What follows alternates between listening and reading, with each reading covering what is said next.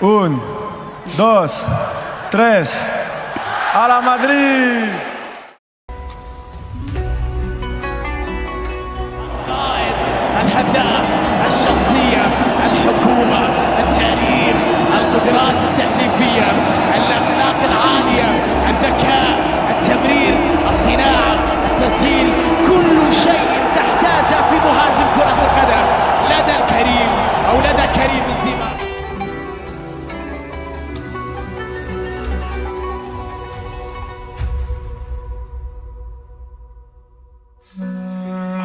المشكلة أن بعض الأسماء لا تعوض على الإطلاق. قد تأتي بالموهبة بالعقلية، لكن من أين لك بالشخصية؟ كريم الأسطورة، أقوى ما فما في الكورة بقوة كريم بنزيما. نار نار نار يا حبيبي نار.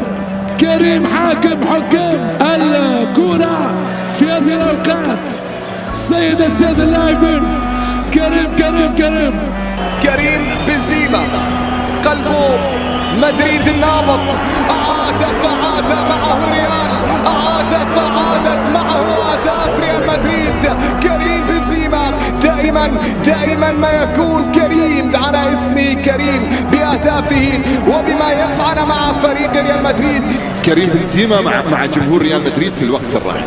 الحين تجي تسأل المدريدي يقول لك إذا صفى خاف الأنام جميعهم من بأسه والليث عند عيانه. ملك إذا ما جال في يوم اللقاء وقف العدو محيرا في شانه. والنصر من جلساته دون الورى والسعد والإقبال من أعوانه. فلا أشكرن صنيعه بين المنى وأطاعن الفرسان في ميدانه. شنو هذا يا بنزيما؟ لا لاعب خرافي، لاعب من زمن العمالقة، لاعب من كوكب زحل.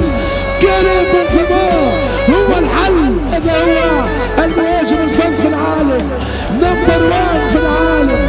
كريم بنزيما، كريم الرنيم.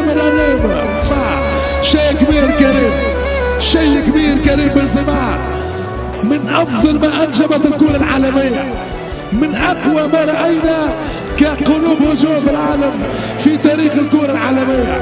أنا بنزيما 9 وبنزيما يسجل يبدع.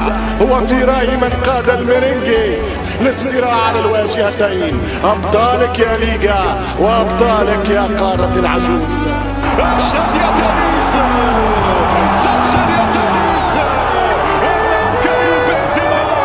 أنا هنا أنا من سيكتب تاريخ الحاضر لمدريد. أنا من يكتب تاريخ مدريد. أنا من يسجل تاريخ مدريد في سانتياغو. إنه كريم بنزيما.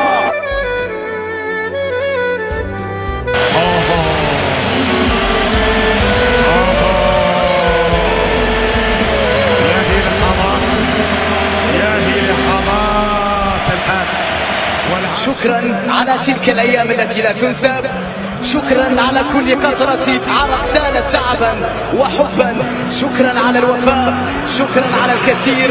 يا لها من أيام قاسية، ويا لها من نهاية صعبة، ويا له من يوم سيكون صعب.